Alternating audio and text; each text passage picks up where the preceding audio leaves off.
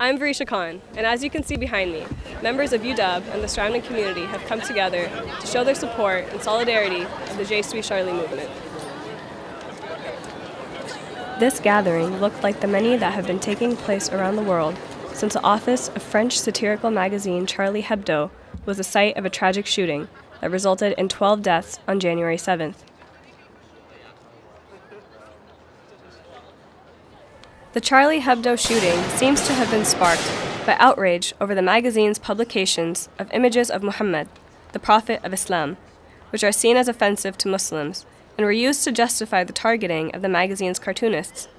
However, all over the world, Muslim clerics and activist groups such as CARE, the Council on American Islamic Relations, have been condemning the act of violence. The global response has been a series of solidarity vigils for the victims, as well as in defense of free speech, marked by the global trending hashtag Je suis Charlie, or I am Charlie.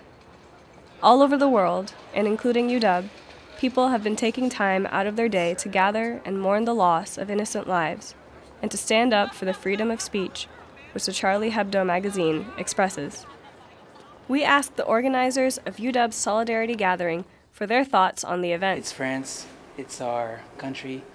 It's about freedom of speech, and Je suis Charlie was actually first started on Twitter, and it's kind of like everybody's in it together to support the victims from what happened and to remember their legacy. And so Je suis Charlie is just so that everybody is Charlie Hebdo right now. It's a terrible tragedy.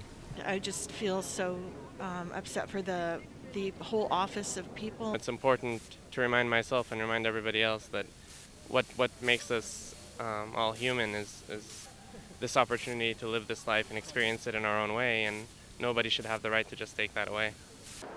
We were riding on campus yesterday to advertise for the event, chalk everywhere to try and get people to come to the event, and we were asked by random students what it was all about. I think they didn't hear about it or didn't know. They were asking us who Charlie was.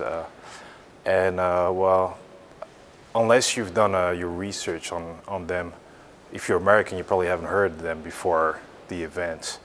I'm familiar with their magazine. I don't approve of the way they conduct their business, but this is about freedom of speech, so it's above all about defending other people's ideas, even though you might not agree with them. After speaking with members of the community, it became clear that reconciling free speech with speech that incites violence is more complicated than it seems. It's more of a fanatic problem.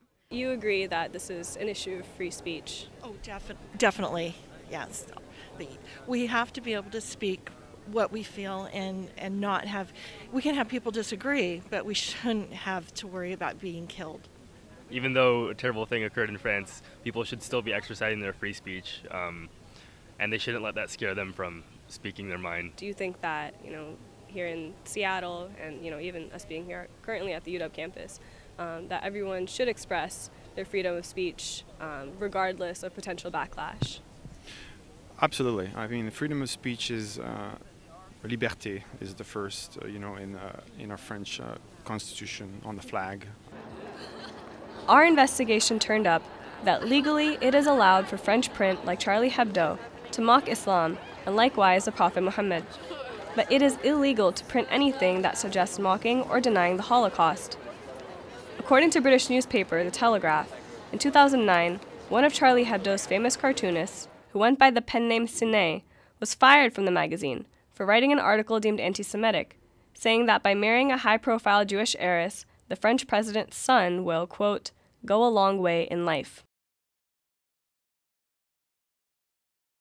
This would include speech that would be negative in nature towards other groups or other people or other opinions and ideas. So would you, as an example, would you feel comfortable with anti-Semitic free speech being expressed around you on campus? I believe that people have the right to their right of speech, but there are limitations. Like, you can't go around, as long as it's not something that's hateful towards other groups. Yeah, it should not hurt the sentiments of the other group. Like, you're saying something that, but it should be okay with it. You should be, if something happens to you the same way, consider yourself in that situation and imagine how would you react?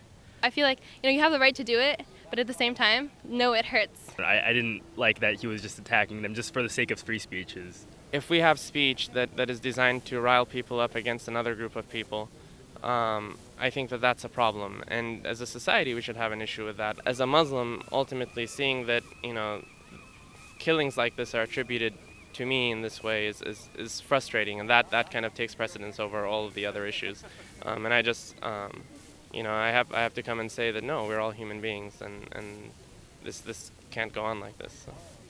Obviously, what's going to happen after this, and there's already measures taken by the French government to counteract that, but like I said, there's going to be a wave of Islamophobia. The thing that we need to put in the forefront of this tragedy is that we need to separate whatever these animals were, and what the Muslim community is, because I'm very worried of, aftermath now.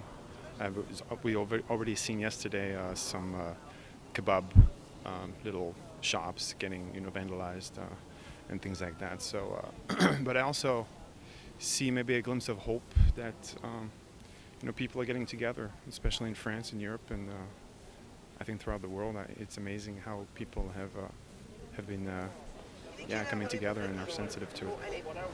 Au revoir, Nathalie. Enchantée. Enchantée, Nathalie. Au revoir. Bon week-end.